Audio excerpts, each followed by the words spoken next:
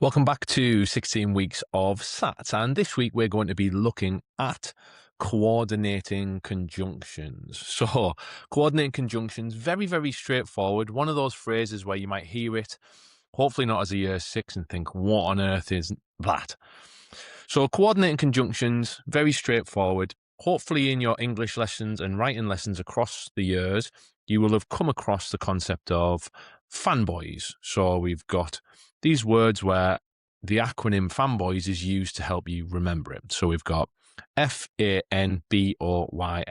And each of those letters is designed to help you remember the different coordinating conjunctions. And all coordinating conjunctions do are join ideas together, and they do them in different ways. And for the sake of the SATs test, we don't necessarily need to be able to demonstrate how each coordinating conjunction joins phrases and clauses differently.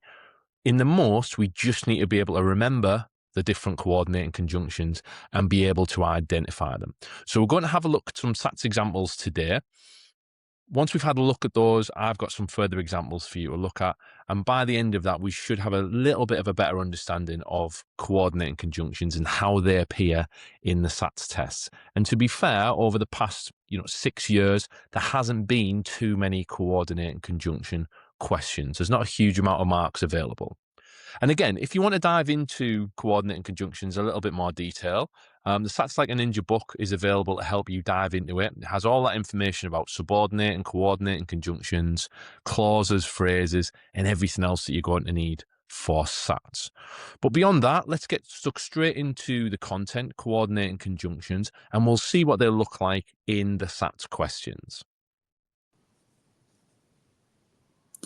So let's dive straight into coordinating conjunctions. And hopefully this illustration is fairly familiar to everybody. We've got the acronym FANBOYS.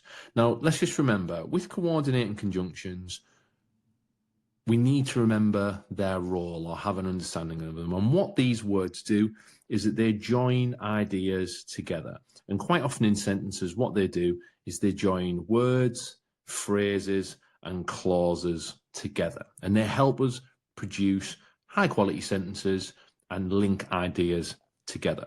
But quite often in our SATs, all we have to do in most instances is just to be able to remember them. Okay, so with coordinating conjunctions, we're remembering these 7 conjunctions. We've got for, and, nor, but, or, yet, and so. And that acronym is FANBOYS, and that's going to help us remember the coordinating conjunctions when it comes to the SATs examples. So let's take a quick look. So let's take a look at this. This is probably one of the more complex coordinating conjunction sentences or questions. So rewrite the 2 sentences below as one sentence using an appropriate coordinating conjunction. Remember to punctuate your answer correctly. And what this is prompting is that we need to make sure that we have a capital letter at the start and a full stop at the end, which children often forget in our SATs papers, but it's really crucial that we have that capital letter and full stop. Okay. Now, if we take a look at this, we have time to play a game. We will have to finish it before dinner. So in here, there are probably, in my mind, 3 coordinating conjunctions that we could use. We could probably have, we have time to play a game, and we will have to finish it before dinner. Sort of works, I think is acceptable. We have time to play a game, but we will have to finish it before dinner. Feels really logical. And then we have time to play a game, so we will have to finish it before dinner. So again, I think all of those conjunctions out of the 7 probably work, and they link, it's important to remember, they link the sentences in different ways. So and is just a straightforward link. So is sequential. Okay. So we'll have to finish it before dinner. And then but gives us that contrast. We have time to play a game, but we'll have to finish it before dinner. So it's relying on the other aspect. So for me, I would be rewriting this sentence with probably but feels the most natural. So we, making sure that we've got a capital letter, have, just write it out, time to play a game, and we're going to run out of space, but we will have to finish it before dinner, and then we would ensure that we have a full stop at the end of a sentence. So we would have just continued on and included the rest of this in here. Okay, so relatively straightforward. And I know I've used and there, but I think you would have also got the mark if we'd used but, and I think we also would have got the mark over here if we'd have used so as well. If we'd used any of the other coordinating conjunctions, we probably don't get the mark because they're not appropriate in terms of how they link the sentence. They don't make sense, that classic phrase.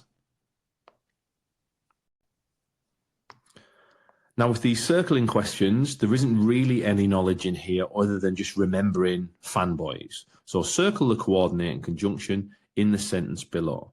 So again, if you want to enter the competition, you can send your idea by email or by post. So relatively straightforward. We have a complex sentence here, but we have or, one of the coordinating conjunctions, joining email and post, okay? So very, very straightforward. We spot that. We don't get confused by anything else. And we just circle that coordinating conjunction. And that would give us the mark in the SATs. Very simple. 1 mark onto the next. Now, again, with these questions, we've got lots and lots of words in here. And again, we've got a subordinating conjunction in here as well, just to maybe trick us a little bit. So we've really got to be really precise and remember FANBOYS and think, right, okay, for, and, nor, but, or, yet, so. So let's see if we can spot it. Hopefully you're reading ahead and you've spotted it already. Circle the coordinating conjunction in the sentence below. Although our team was less experienced than the others and nobody expected us to do well, we won the tournament because we had practiced regularly. So the coordinating conjunction is and.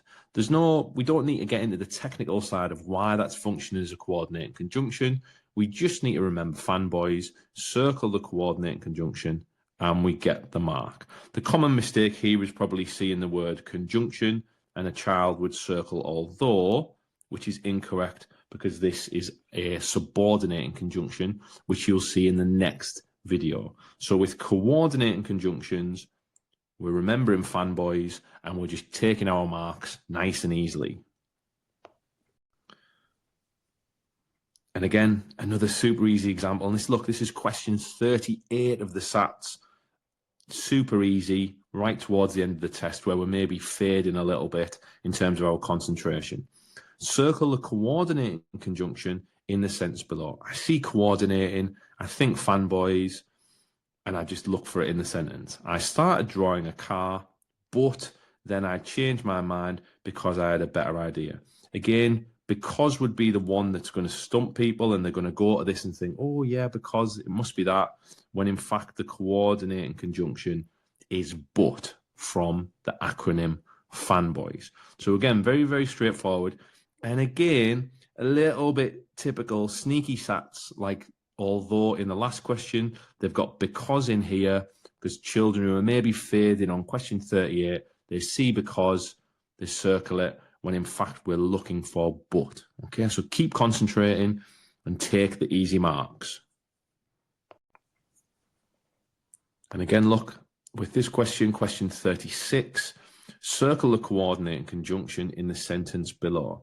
The journey proved difficult as they had to travel by night, but they made good time once the stars came out to guide them. And again, we should be seeing coordinating conjunction, thinking straight away, we're thinking FANBOYS. And at that point, it is literally just trying to match it up. We've got for, and, nor, but, or, yet, so. So very, very simply, we've got but, we want to circle that clearly, and that is going to get us the mark.